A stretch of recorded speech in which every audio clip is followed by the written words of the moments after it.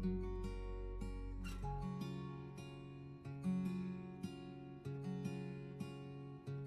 afternoon, everyone, and welcome to the Fletcher Group Rural Center of Excellence's webinar series.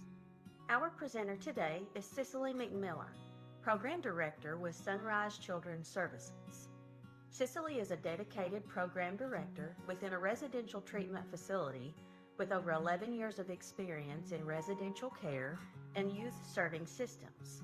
She specializes in program and staff development, policy implementation, and trauma-informed care training. A former foster youth, Cecily brings lived experience that fuels her mission to advocate for children who have endured trauma and to empower professionals to prioritize their own well-being. Author of The Scars of the Chosen, she promotes resilience and self-care within organizations.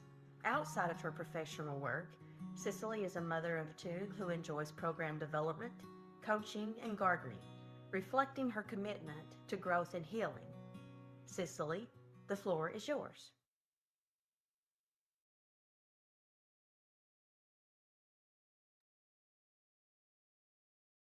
Oops. Well, good afternoon, everyone. Sorry for a second, I thought I had lost everybody, but okay. Hello, how's everybody doing? I just want to welcome everybody, but also thank you very much for the opportunity to be able to talk about something that will never get old. I'll just say that. So I wanted to be able to start off by saying that there's going to be a couple of different resources that you all can take a look at, but I'm a big person of a lot of questions. So if you have any questions that you would like for me to answer along the way, just feel free to put them in the chat and we'll be able to ask them along the way. So the title of our class today is called Get It Off Your Chest. It's an inside job, and we just want to talk about just the different types of trauma, but also talk about the effects of trauma. Currently, I'm an agency trainer and a director as well, but over the course of years, I've done a lot of training, and the language of training can be diverse, but it can be a kind of different, a little bit kind of just all over the place a little bit. But what I want to offer today is more of life experiences when it comes to trauma. Currently, I am working with youth girls right now, ages 12 to 17 at Sunrise, but I want to be able to offer a lens where we get away from the feeling of people feeling like they're being diagnosed a little bit when they think about the word trauma. I want to be able to offer some of my personal experience of things that I've dealt with from a personal aspect, and then also look at it from a caregiver's perspective. Next slide, please. So here's some of the things that I want you all to be able to ponder in thought, or be able to even want to ask some of the questions along the way. It's called Reveal to Heal. I want you to be able to think about what trauma is and how does trauma affect us or you as an individual, and what is trauma bonding, and how are you, and if you are even aware of your own trauma. Think about what are triggers, what triggers you, how do you manage your own triggers, tantrums, what are tantrums, when was the last time that you had a tantrum.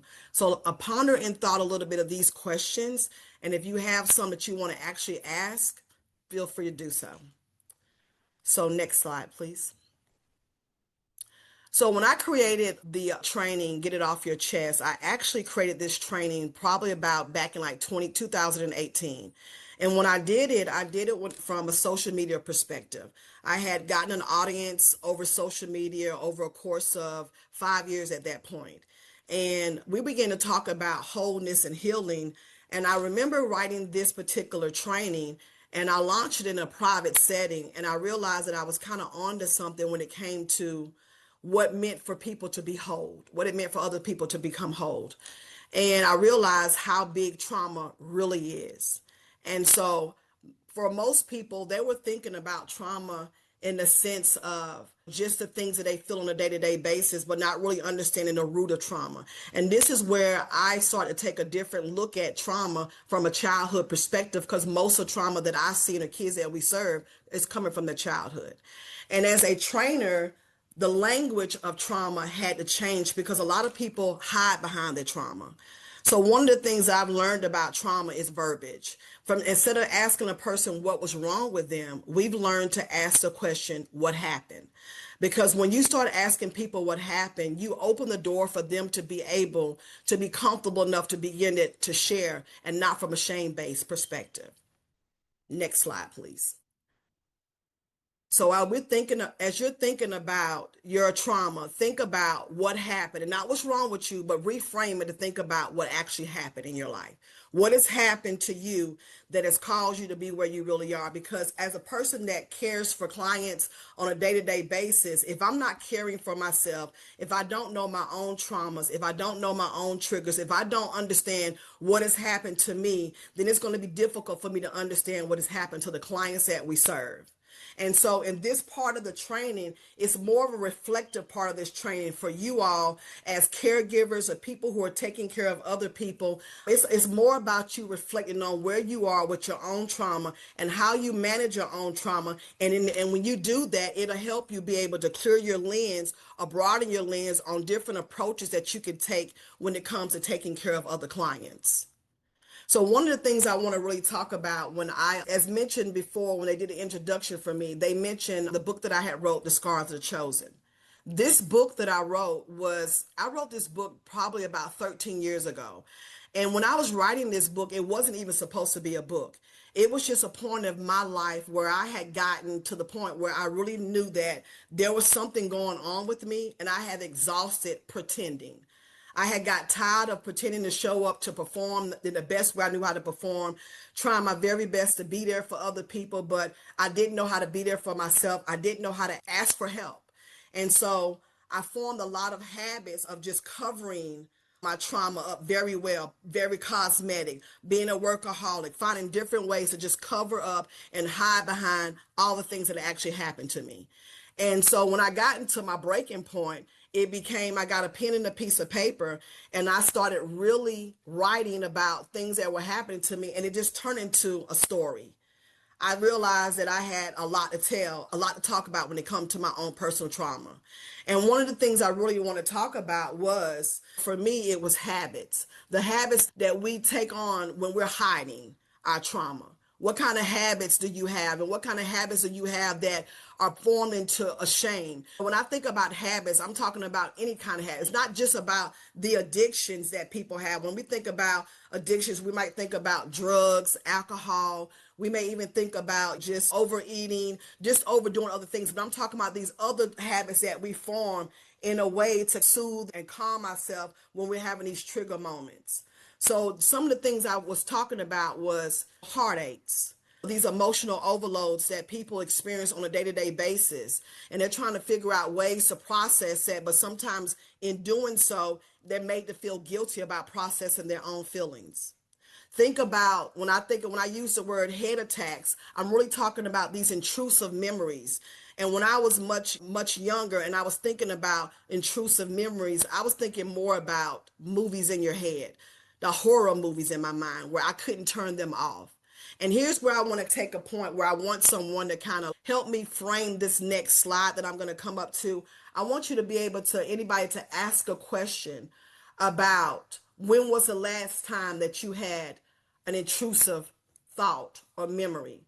Or maybe how does it feel for you when you're experiencing an emotional overload? And what are some of the habits that you have that are that keep you from actually processing those moments when you have that?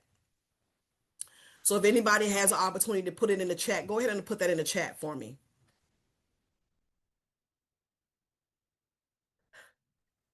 Cecily, someone in the chat said, and thank you for sharing this, Natasha.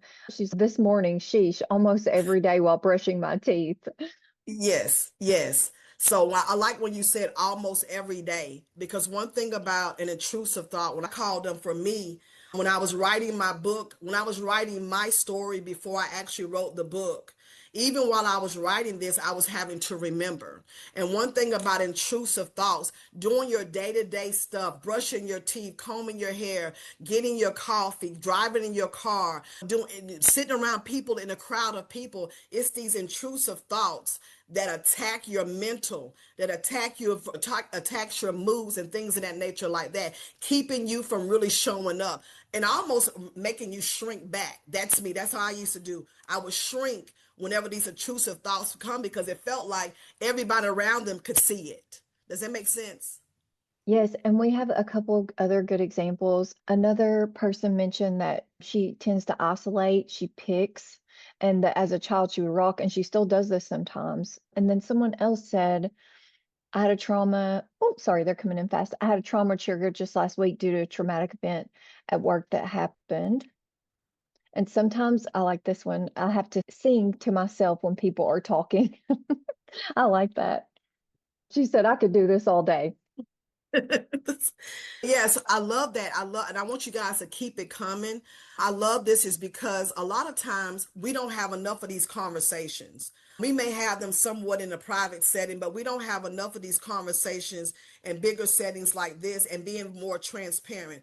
One of the most one of the most amazing tools of resiliency when it comes to helping each other or helping the people that you're serving with addictions that have gone through a lot of traumatic experiences is learning how to be very transparent about your own trauma.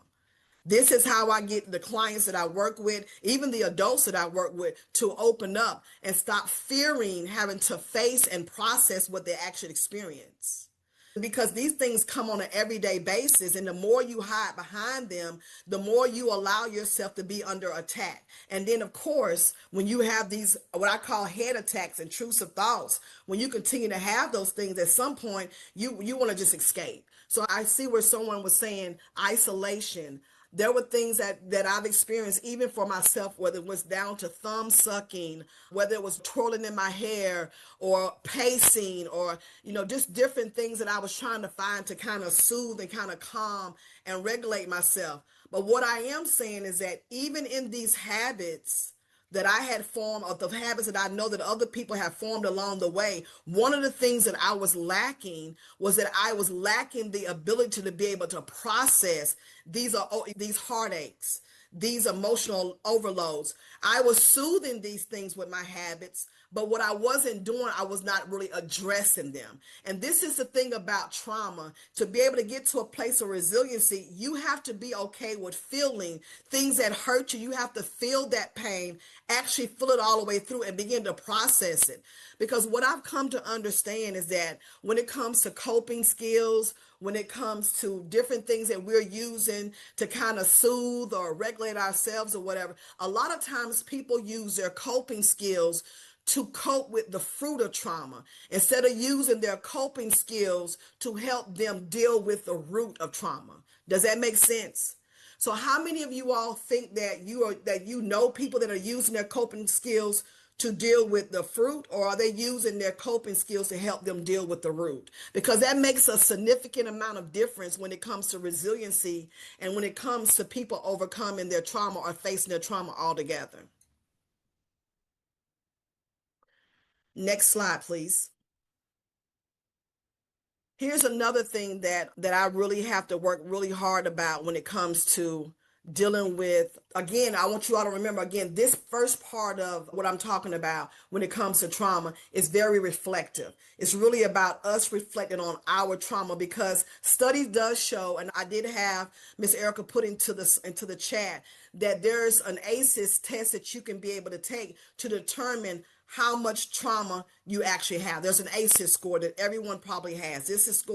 I took this test many years ago, and my ACEs score was extremely high because as a child, I had endured a lot of abuse on different levels, and my score was extremely high.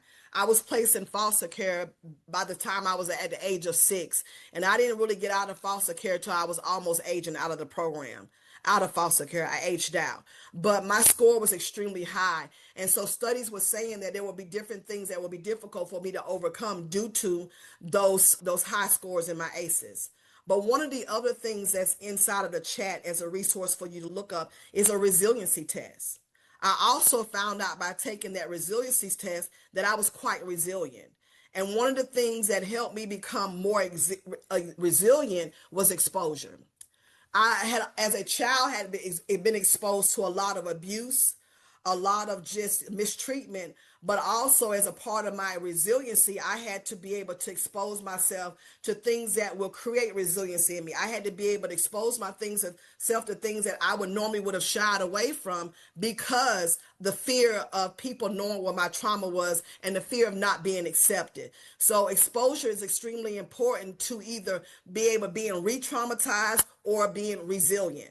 Environment, what kind of environment do you have yourself around? Because all these things are factors in your resiliency or being re-traumatized. Does that make sense? I'm looking at some of the stuff in the chat just a little bit, just so if anybody wants to know, I'm I just was, looking at some of I you. was gonna say there's so much good stuff in the chat, and I'm trying to get back to everyone. And someone just mentioned that they started not to say anything, and I'm replying to them now, but it's so refreshing to see people be so transparent. And I think that's what validates us, or at least that's been my experience in the recovery field. They've been through the ringer, and being able to meet with and talk to other people who understand is really powerful. Just seeing some of this, I see some things that I think all of us do and lean on when we're kind of experiencing. And I think there's things we do that we don't even realize and that we see our clients do that we don't always realize is really related back to trauma. Yes. Yes. I'm loving a lot. I'm loving a lot of what I'm hearing and what I'm seeing. I'm looking both ways or whatever. I'm trying to find the best way to interact due to the webinar. But the thing about it is that, again, I like the keyword being very transparent because this helps other people open up and make them understand that they're not by themselves.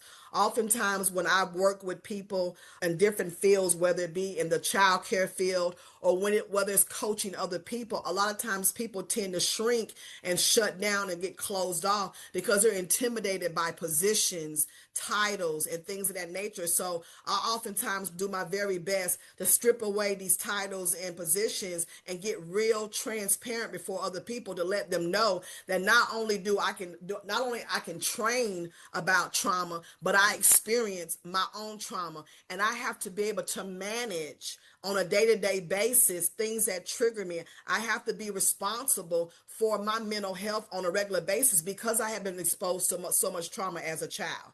And in the program that I work with right now, serving our young girls, is that we have a part of our program is called Heart Work. It's an inside job. It's something that you will be doing for the rest of your life. You have to work on being the best version of yourself for the rest of your life, and especially when you have endured extreme levels of trauma. This is not something that you can put cosmetics over. This is not something that you can lose 10 pounds, get a new hairstyle, buy a new house, get a new car, get a huge bank account. It won't erase that. I've sat with people who've got a lot of money, they seem like they got it all together, but on the inside they are torn apart because they have been trained and have mastered the art of pretending well, of performing well, but behind closed doors it's a different story. And so, just as much of exposure that I've experienced as a child, I've had to make sure that I show up in different ways. I have to expose myself to what healthy looks like. I have to expose myself around people that have already overcome and have become resilient. Because at some point in my life, I trauma bonded with people because that's where I felt the most accepted. I felt like the people that had I've been through what I've been through, they would receive me, they would accept me, but they would also understand me. But I was wrong. I was wrong because that's what's keeping me stuck. That was keeping me stuck, was being able to only bond with people that shared my similar background and not getting around people that overcame the things that I overcame. Next slide, please. This leads into what I like to call superficial strength. Being a mother of two kids and trying my very best to make sure that my sons didn't have to experience what I experienced when it comes to the levels of abuse. My abuse ranged from anything from sexual, verbal, mental, abandonment. It was a lot of abuse, like I said, a lot of abuse that I endured for many years of my life before I went into the foster care system. And even going into the foster care system, it was even at some point in time, I dealt with being re-traumatized because people didn't know how to deal with me. They didn't know how to handle me. And so I had to learn very early on, going from place to place as a child in foster care, I had to put on the mask and appear to be stronger than what I really was to be able to survive the environments that I was in. I had to make sure that when I went into another foster home, that I remember all the rules and regulations of that home in order for me to survive. And this is the biggest thing that people tend to do when they don't have a place where they're actually addressing, have a safe place to address the things that are attacking them on the inside. They suppress these feelings and they pretend to be stronger than what they really are. So the key thing is that when you're thinking about your trauma, have you mastered suppressing your trauma, or are you on a day-to-day basis finding different tools and different ways to address your trauma? Because remind yourself now, when you do not address your trauma, you can project your trauma off on other people through your behaviors, through the things that you actually do. So think about that, suppressed. And I remember just a quick story. I remember when my sons got to the point where they were in high school, and I felt like it was time for me to sit my sons down and share with them, not necessarily in detail, but share with them my family history and some of the things that I had experienced, because I did not allow my children to have access to my biological family. And so they didn't really know much about them. But so I had to sit down with them and I began to share with them some of the stuff that I experienced being in foster care, being and what that did for me or whatever. And in the moment of me sharing that, something else happened. Another door of my life that I thought that I had dealt with, it opened. And it opened in a way that I didn't expect for it to open. And I realized there were still certain parts of my life that I had pushed down, suppressed down so deep that if I did not address them, instead of me passing the torch of resiliency over to my children, that I was going to pass the torch of dysfunction over to them. And so it's so important for us as those who serve in caregiver roles from any walk of life. I don't care if it's in a nursing home. I don't care if it's in a group home, a foster home, an addiction program. You got to make sure that you're reflecting on what you need and understand that you got to make sure that you enhance all the tools that you possibly need to address what you need, not so you can pretend to be stronger than what you really are.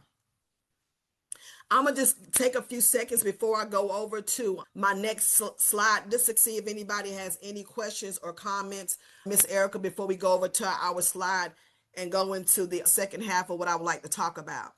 So much good stuff in the chat. I'm like feverishly trying to get to it all because so many people are just willing to share. It's not easy to do.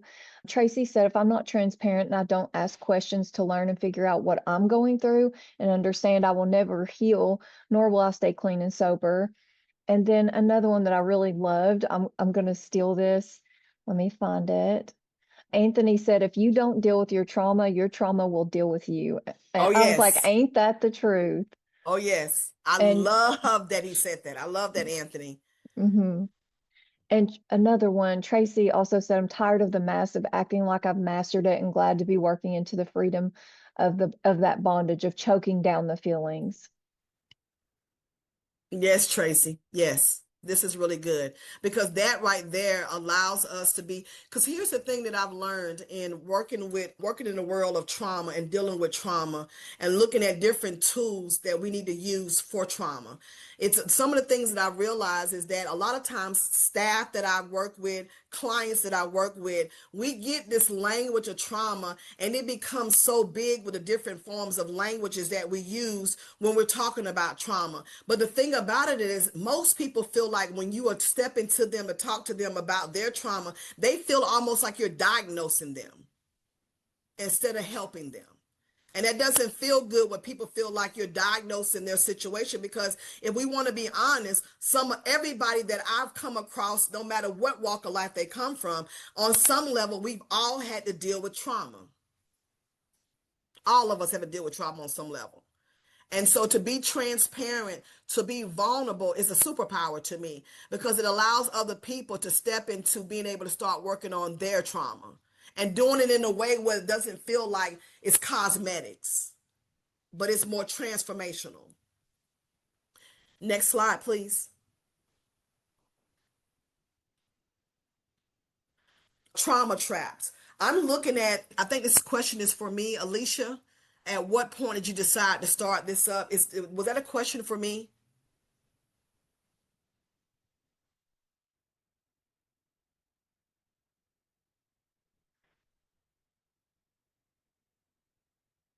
Oh, sorry, I thought I was unmuted. I was asking her for clarification to start the trainings. When did you start this work into trauma and start doing the trainings? So I started doing trainings, I think back in 2000 and I want to say 15. It was back in 2015. And the reason why I started doing the trainings was because for about 20 years of my life, I want to go back a little bit. About 20 years of my life, I was in the medical field as a nurse. I did a lot of nursing. And my last client, I worked with this client for 10 years straight as his private nurse. Once that career ended for me, I was at a crossroad in my life. And I know that I love taking care of people. That's something I've always enjoyed doing. But I knew that that part of taking care of someone was over because I didn't want to relocate. Long story short, I ended up working at a Job Corps center. And when I got to the Job Corps center, I was put in a dorm that had 54 male students, ages 16 to 24 years old. And what I saw in that dorm was mind blowing. And I did not, I literally, to be honest with you, I felt like at that point, I said, I'm out of here. I don't know what to do with this. I can't do anything with this. I'm out. And I wanted to run away because it was so much that I was seeing that I didn't feel like I could be able to deal with. But I just remember one of the most amazing things, and I say this, no shameless plug, my relationship with God is my source to everything for me. And through my relationship with God, this is what he was letting me know that this is what I was going to have to do was work with these kids, work with the children. And I'm like, God, what am I supposed to teach these kids? And he reminded me what I taught my own children, nurturing, structure. And so when I went back into that dorm full of boys, 54 boys, one person, me, with coming from all walks of life. And at this point in time, this Job Corps center were bringing in kids from different states, Memphis, New York, from different places were coming in. So the culture was very diverse and it was very much different and I wasn't used to it.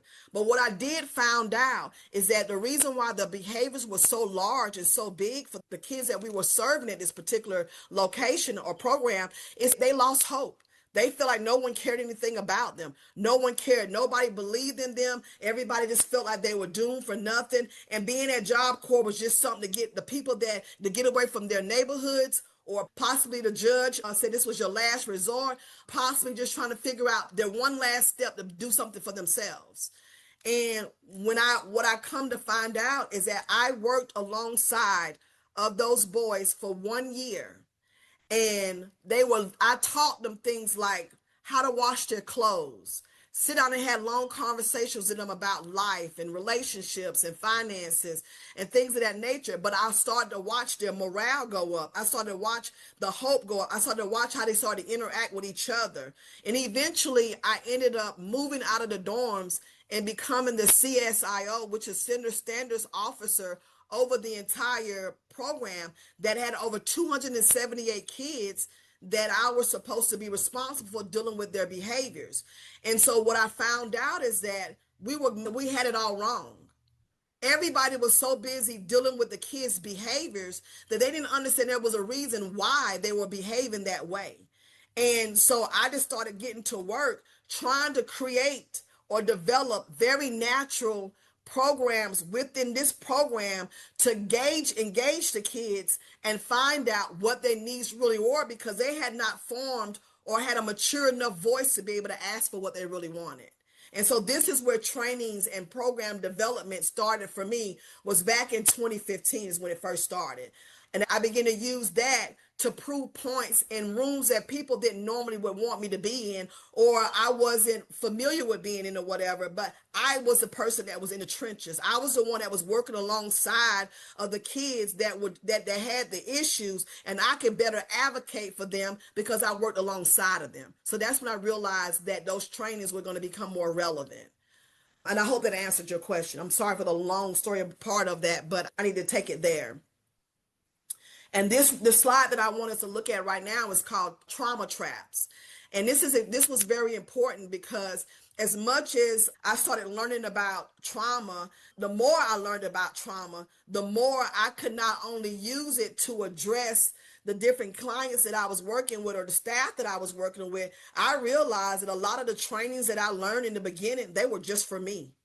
This is the reason why before we could even talk about trauma-informed care trainings for your staff or trauma-informed care trainings for your clients that you serve, you have to be more trauma-informed for yourself. You have to know your trauma volume. You have to know what triggers you. You have to know that you do have tantrums. First of all, you have to validate what you've been through. A lot of us just sweep it under the rug and be like, I'm too old to be still dealing with this. I know people 50, 60, 70 years old that are mind blown that they have not even begun to scratch the surface of some of their trauma.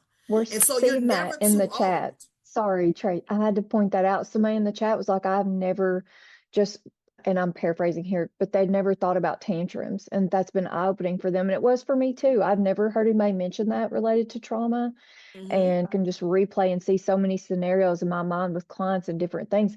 And probably if I want to look deep enough to myself where we do that or we see clients doing that, and really it's a sort of trauma response. It is. I used to have them all the time. Grown woman having a tantrum. Grown woman slamming doors, storming out of rooms, shutting down, having a tantrum because I had not learned how to advocate for myself. I had not learned how to ask for what I needed. It took me to get angry for people like, what does she want? What does she need? Those were my tantrums. Once I got triggered, because see, this is the thing about it. When you don't address your trauma and you learn to mask your way through life, perform very well, do very well. Everybody's patting you on your back, telling you how amazing you're doing. But people don't slow down long enough and say, what do you need? How can I help you? That solely only benefits you. That's the world that I was used to since I was a child. As a child, I was made to be an adult before I even understood what being a child was. And so I always took on the form of being responsible for everybody else. I knew how to protect other people, but I needed to be protected. I knew to feed someone who was hungry while I was hungry. And so as trauma started to try to come up, it would turn into tantrums because I did not know how to ask for what I wanted and then not feel ashamed for it, because some people are so used to what you do that they do not even recognize who you are. And so a part of your trauma is recognizing the traps of trauma. You got to be able to recognize what these traps look like and how they come. When you get triggered, your triggers are an indication of something that you have not addressed.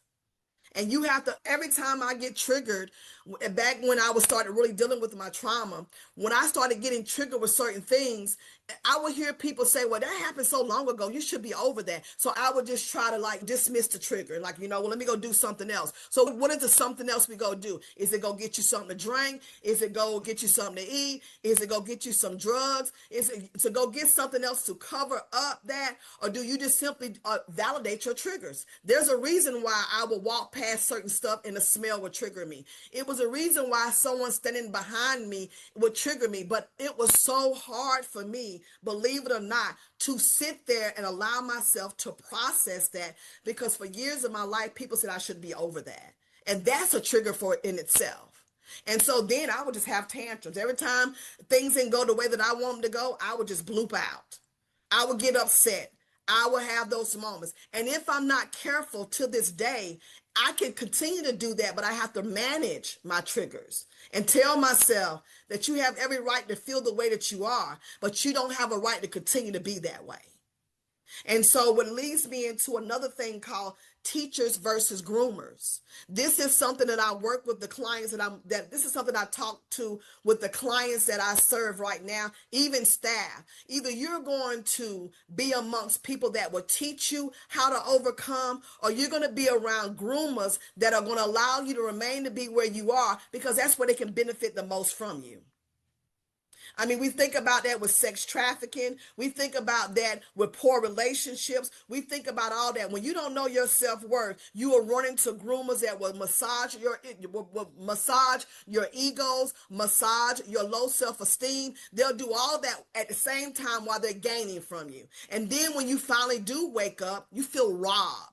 You feel taken advantage of. This is a reason why trauma bonding is very dangerous. You have to be around someone that says, I know how you feel, but let me show you how to get on the other side of that. I've been where you've been at, but let me help you get on the other side of that. So triggers and tantrums, they're relevant. They're relevant to what you went through. Address that. Feel whatever you need to feel. And as you're feeling it, process it. I had to do that for so many years, to the point when I was writing the book, The Scars of the Chosen. While I was writing the book, even though that was not my true story, I just used the characters in that book because I needed to tell the story of what it's doing. So many people can talk about different forms of child abuse and trauma, and it doesn't move them. And that's sad when it doesn't move us anymore. It doesn't move it. But while I was writing The Scars of the Chosen, at one particular portion of the book that I was writing, I had to put it down for a whole week because I kept seeing memories of my childhood coming to surface that I couldn't unsee.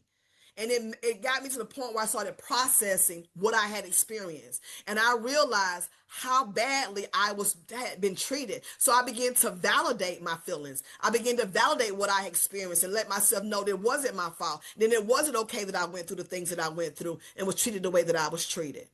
And then I got around people that, before I started working on my trauma, I got around people that groomed me to believe that, oh, you did this. They groomed me in such a way where I wasn't dealing with my problems whatsoever. I felt justified to remain to be the way that I am. At the same time, I was putting myself in a disposition because I was ending up in poor relationships across the board.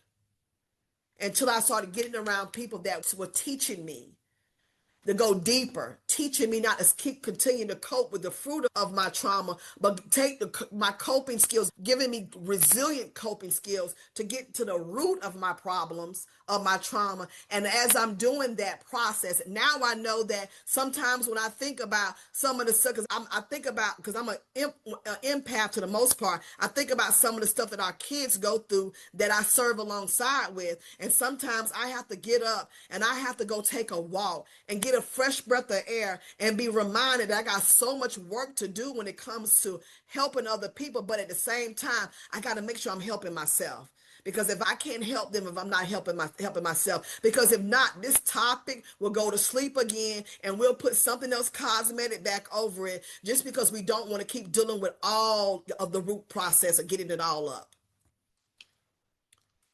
So I'll pause again for a second.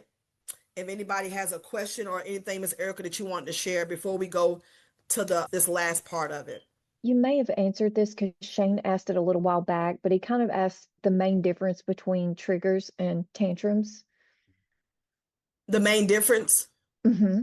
The main difference for me is like somebody put in the chat about people's, places, things, and smells and tastes. Those are things that are contributing to triggers. When I took a walk through the neighborhood one day in the process of writing the book, The Scars of the Chosen, many years ago, before that book came to life, I remember walking through the neighborhood. And as I was walking through the neighborhood, if you ever smelled someone doing laundry, I could smell someone's laundry while I was passing by that house. And it triggered that smell of that particular laundry, whatever they use, it triggered a childhood memory. And it made me go all the way back into my childhood as if I was still there. And I just remember sobbing and crying because that smell triggered a memory. Now, what happens is this: when something triggers something into you, it can either be an opportunity for you to arrest that thing that's triggering you, and so you can address it, or you would allow that thing that triggers you, because you haven't addressed it, you'll have a behavior. A tantrum is just a behavior that people be thinking like, why are you so angry? Why are you so sad? Why are you doing X, Y, and Z? So that's the difference. The difference is something triggers something that happened. The tantrum comes when you refuse to address it. Like when I was saying that whenever someone would say something to me or take a different volume with me or speak to me a certain type of a way, because I was a child that got talked to, verbally abused my entire childhood. I was verbally abused a lot. And so when people would speak to me a certain type of a way, it would trigger me and I would have a moment. I would have a tantrum where I would go yelling and screaming and cursing and fussing and throwing things or whatever. And that's what happens because I never addressed how it felt for me to be spoken to that way.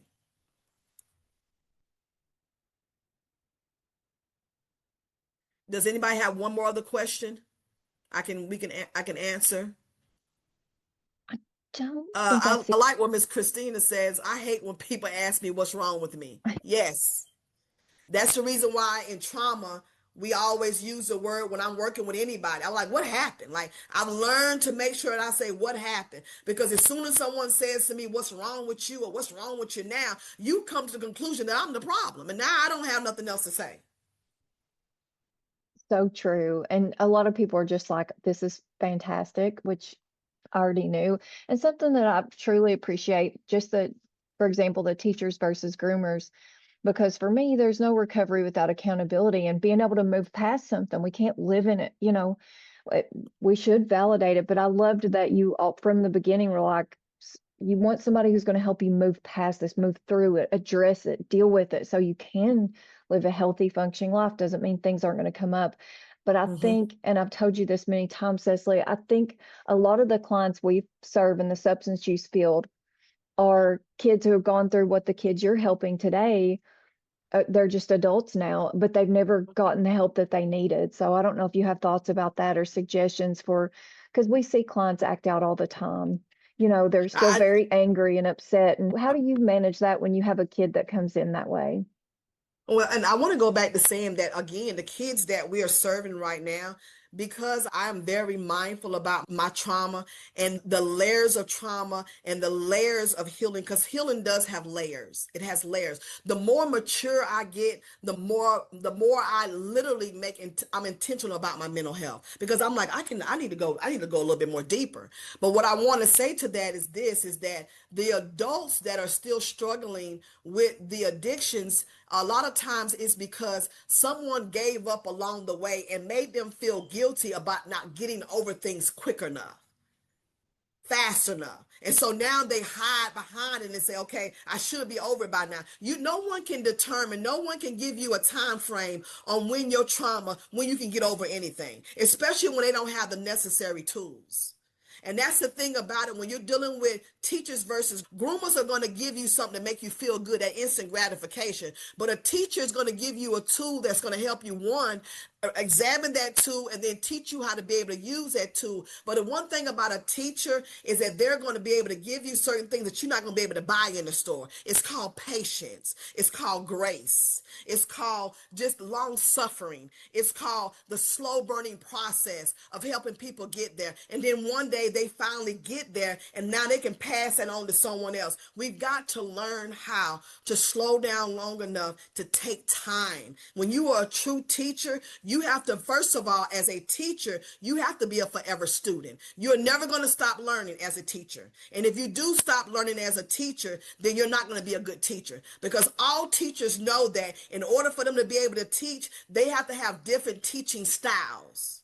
Because when I work with clients, whether it be the young girls, young boys, or young adults, or older adults, everybody learns differently. So I have to learn how to be able to fully equip myself with the necessary tools to make the necessary approaches for the necessary person that I'm in front of at that time. Everybody, you can't teach everybody the same exact way. I'm a visual learner. You show me something, I got it. But if you try to explain it to me without giving me some visual stuff to go along with it, you lose me. And oftentimes, a lot of what happens is that the people that we're trying to teach or we're trying to help is because we haven't continued to teach and help ourselves.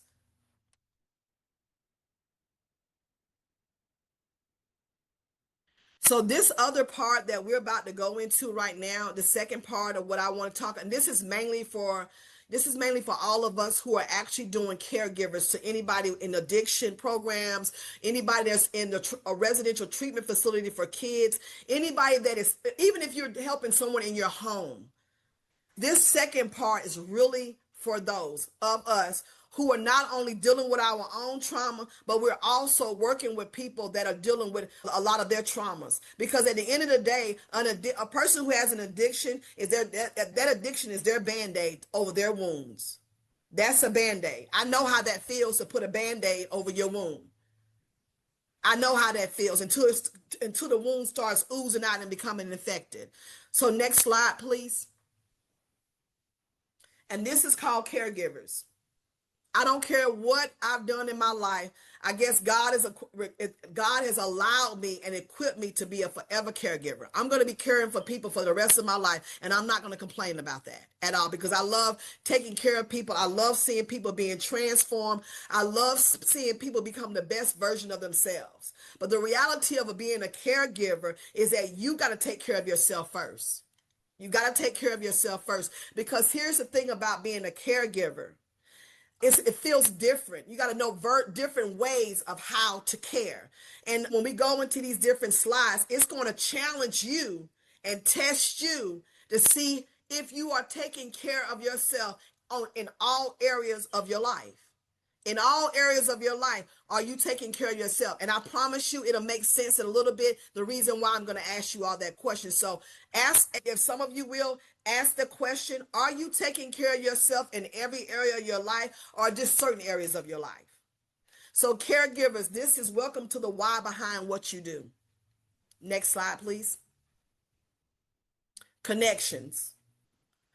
As a caregiver, relationships is so extremely important as a caregiver because when you connect to the people that you are serving, that you are helping, you're going to be their source of support. So your relationships, caregivers, is a source of your support. And if you don't have the right kind of relationships, then at the end of the day, it's going to show up in the kind of relationship you're having with the people that you help. I see that someone says self-care is my downfall. But God is working on that right now. He's been working on that with me quite some time. But connections, that's the first thing as a caregiver, connections. Now, here's what I'm going to say about that. My number one relationship that has changed my entire life and has teaching me how to make sure I am a whole human being is my relationship with God. No shameless plug. My relationship with God, from that relationship comes that relationship is my number one source. From that number one source comes all of these different resources that help me be able to show up and make the greatest impact when I'm working with people. I don't care if it's in a grocery store, a group home, a group setting with kids, adults, or whatever. I want to make sure that when I am connecting to other people, that I'm not hurting them, but I'm helping them. So my relationships with me are a direct reflection of who I am as an individual. So the number one thing I want the caregivers to think about is what kind of connections do you have? What kind of relationships do you have with other people? Because it shows. I have the kind of relationship that I have in my life right now. I have relationships that celebrate me. I have relationships that correct me. I have relationships that will sit with me when I don't have nothing else to say. They will just sit there with me. I have people in my life that motivate me. They inspire me. They encourage me. I have all of those types of relationships in my life right now. I don't have a lot of people in my life, but the ones I have in my life, they represent what I give away to the people that are in my life. When I'm at work with the girls that I serve, when I'm along the staff that I serve, when I'm in the community with people that I'm serving or whatever, I'm showing them that I'm a healthy, whole human being. That's most important. Those relationships, you need healthy relationships because those healthy relationships will help you maintain your self-regulation as you're working with people that are escalated to the core. I go into work. If I get cursed out by one of the girls or they become defiant, I don't take it personally because at the end of the day, sometimes the kids that are yelling and cussing and fussing and hooping and hollering, they really cussing and fussing and hooping and hollering at the people that won't show up. And they just taking it out on me. I'm not the one that causing the pains, but I'm okay with it because they got to find a way to get it out anyway, because it's not until those kids get it out or get it off of their chest, my work doesn't begin until they do. So if they're going to take it out on me initially in the moment, I'm like, okay, now it's time to get to work. Healthy relationships is your number one support system as you're helping other people. You got to make sure you have that healthy relationship, because if not, you're going to be exhausted for pretending to be healthy for people that are not. Okay? Next slide, please. Accountability. When you hear the word accountability, this is something that a lot of people like to run away from. I used to be the queen of run away from accountability. I felt like all the things that had happened to me in my life, that I deserved the right to act the way that I was acting. Wrong answer.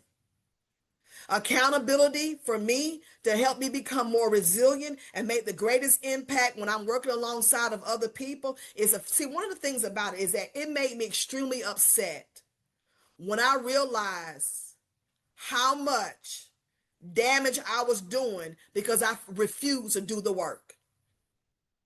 There were people that loved me. There were people that cared about me, but because I was refusing to do the work, because at some point I was refusing to hold myself accountable, that I couldn't be the best version of myself. And that bothered me. And the two people that let me know were my two sons. God used my two sons to let me know, if you don't get it together, if you don't hold yourself accountable for what you're doing, at the end of the day, you're teaching them that it's going to be okay to justify when they're not okay. So I say, when it comes to accountability, own it. If you have been hurt, damaged in any type of a way in your trauma, own that. Own it. Admit it. Say, yes, I have. And yes, I'm not okay. And be okay with starting wherever you need to start at. Own it. Own the fact that you done been through certain things in your life that you have not addressed. Hold yourself accountable for that and start wherever you need to start at. And then once you start owning it, change it. Create your system. When I say create your system, because here's what you need to understand. Your life experiences is your curriculum. I've been in classrooms, I've got certifications, but the greatest degree I ever got, I tell people I have Christ credentials. God said, yes, you can. And I said, okay, I will. I got Christ credentials. He's allowed me to use my life experiences to create curriculums that will help impact the lives of other people that are not okay. You got to be able to, the only way you're going to be able to change it is that when you start, you got to set the bar high, start the system, start creating systems, be non-traditional, stop being superficial, stop being cosmetic, change it by owning it. Use your life experience as a curriculum to do that. And then once you turn your life experience into the curriculum, teach it. Start to teach it. Break it down in sections and sessions. Just teach it. And every opportunity that you get in a classroom or whatever, just begin to teach it. Teach it to other people. Next slide, please. Recharge. Someone said that self-care was the hardest thing for them to be able to do. Let me tell you something right now. I have my staff. Currently, my new staff, some of the new staff that I'm bringing on, they get ready to have to take this one amazing test that I did many years ago as a supervisor at another program. I had all of my staff to take the love language quiz. They were like, the love language quiz? I said, yes, I want you to take the love language quiz, because if we're going to work alongside of each other, I need to find out what makes you feel loved. I want to get it right.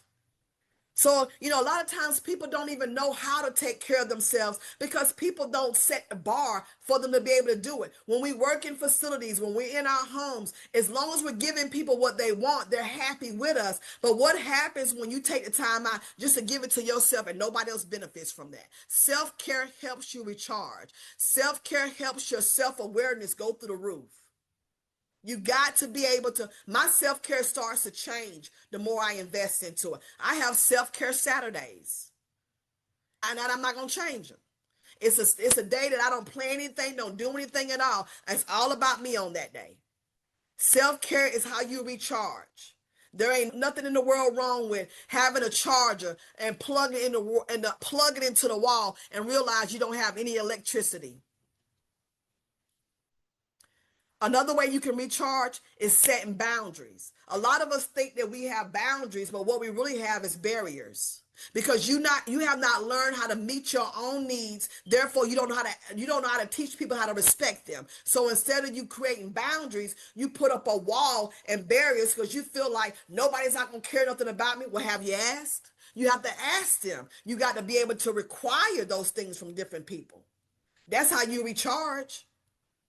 You recharge that way by simply removing barriers and setting in boundaries. My boundaries make me feel so good about myself. It makes me feel respected from me. I'm loyal to myself as well as I'm loyal to other people. But I have removed boundaries and continue to move anything that looks like a barrier out of my life so I can put boundaries in my life, because boundaries is a part of my self-care, my self-awareness, my self-esteem, my mental health, my victories, my accomplishments, my failures, my mistakes. That's how I set my boundaries. They represent me as an individual, and the people in my life have to honor or respect those boundaries. That's how you recharge. Next slide, please. This is the last one. It's called educate. In earlier the slide, we talked about environments. We talked about all kind of different things of that nature. But when you think about being a caregiver, you have to remember to be a forever student. You have to constantly be intentional about learning. You got to put yourself in uncomfortable spaces, uncomfortable rooms where some people may accept you, they may not accept you, they might think you don't deserve to be there. Whatever the situation is, be uncomfortable with learning. It's okay. It's okay. Once you feel like you've mastered something, get somewhere else where you know nothing about that particular topic at all. Educating yourself equips you to be able to help educate other people. And one of the number one things that I'm dealing with right now that I have created a whole system around for the clients that we serve is emotional intelligence. There's 5 keys to emotional intelligence. And those 5 keys to emotional intelligence are self-awareness, self-regulation, motivation, empathy, and social skills. If you look at those 5 keys and you ask yourself, when it comes to like IQ, look at your EQ and determine how high your EQ is based off of those 5 different keys. Self-awareness, self-regulation, motivation, empathy, and social skills. When you look at those different 5 areas, determine how high your EQ is with that. I'm training we do a trauma-informed care training called EQ2. So our clients that I serve at Sunrise, they have a 5-phase system created off of their emotional intelligence. Because it's very important for us to have a high emotional intelligence. It's very important for you to know about your self-awareness, because you can't teach other people how to be self-aware without shaming them. We got to teach people how to be able to manage themselves, gather themselves, control themselves. But you have to educate yourself on what that looks like. We're not talking about superficial affirmations. We're not talking about cosmetic tools. We're talking about tools that will elevate you and help you evaluate yourself along the way. Education is something that is not just about what college you go to or how many degrees you got. That's not about what education is, not minimized to that. Excuse me. But education is about exposure. Education is about putting yourself in spaces, some of the same spaces and the same places that the other people that you are serving have experienced.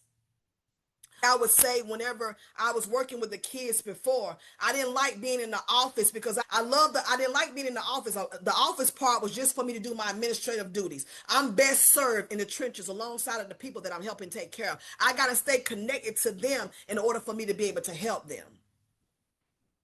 And last but least, when it comes to your education, educating yourself is your experience. Let me leave you with this. Just remember, your life experience is relevant. No matter how many mistakes you've made, no matter how many times you fell backwards and kept going, just remember, each time you tried, it was an attempt to get you a little bit further. You got to remember this. Your life experience is your curriculum. Take that curriculum, use it to help somebody overcome their situation, their trauma, their addictions, whatever it may be. And I know that we've gotten to the point where we're out of time, but that's it. It worked out well, Seth. Thank you so much. We're also, I think everybody is amped up and just ready to go help somebody. It's so empowering. Thank you. This was fantastic. You're There was welcome. so Thank much in you. the chat, I couldn't even get to it all. So thank you all so much for being in the chat and participating in that way. We appreciate you all. And Cecily, Thank again, you. thank you. Everybody loved it. Appreciate you so much. Y'all Thank you have a very great much. day. You All right. too. Thanks.